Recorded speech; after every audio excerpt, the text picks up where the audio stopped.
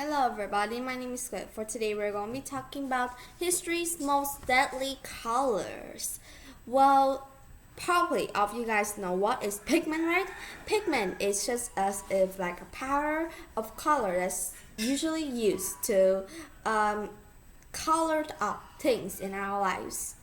But do you know which colors is the most deadly on our world and our history? We're going to be discovering it today.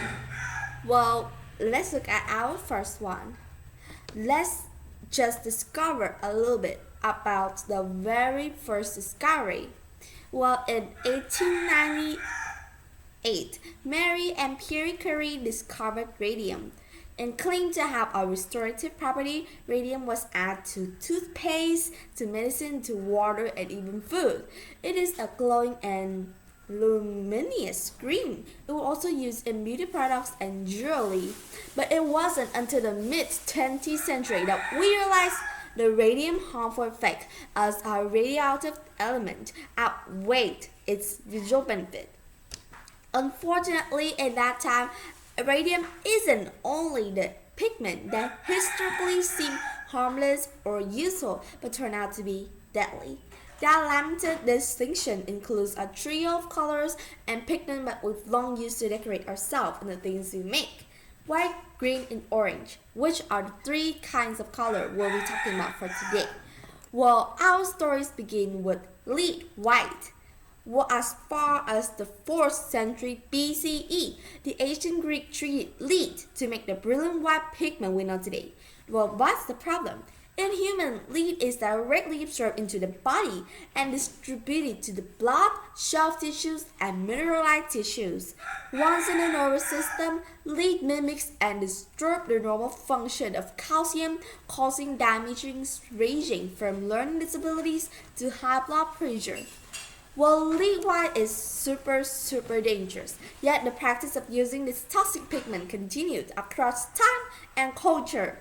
Lead white was the only practical choice for white oil or tempera paint until the 19th century. To make the paint, artists would grind a block of lead into the powder, exposing highly toxic dust particles. The pigment's liberal use resulted in what's known as the painter's colic, or what we now call lead poisoning. Artists who work with lead complain of palsy, mechanology, coughing, or even a low regional and even blindness. But lead's wide density, opacity, and warm tone were irresistible to artists and later impressionists. Its glow couldn't be matched, and the pigments continued to be widely used until it was banned in the 1970s. As bad as it sounds, white's dangerous effect pale in comparison to another more widespread pigment, gray, which are our two green shades. Two synthetic green shades called Skilly's green and Palace green were first introduced in the 18th century. They were far more vibrant and flashy than the relatively dull green made from natural pigments, so they quickly became popular choices for paint as well as dye for textiles, wallpaper, soap, cake decoration, toy, candy, clothing, and even everything around us. These green pigments were made from a compound called cupric hydrogen arsenic. In human, exposures to arsenic can damage the way cells communicate and function, and high levels of arsenic have been directly linked to cancer and heart disease. As a result, 18th century fabric factory workers were often poisoned, and women in green dresses reportedly collapsed from exposure to arsenic on the skin. Bed bugs were rumored for not to live in green room, and it's been speculated that Napoleon died from slow arsenic poisoning from sleeping in his green wallpaper bedroom. Synthetic green was probably the most dangerous color in widespread use, but it didn't share radium's property of radioactivity. Another color which is very dangerous, orange, did tell.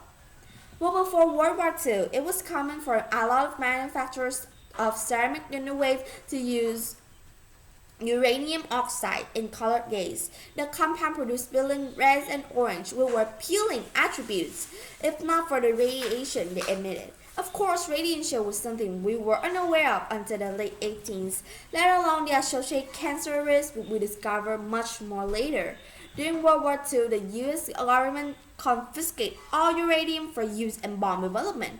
However, the Atomic Energy Commission released these restrictions in 1959, and the depleted uranium returned to ceramics and glass factory orders. However, we still occasionally run into issues with synthetic dyes.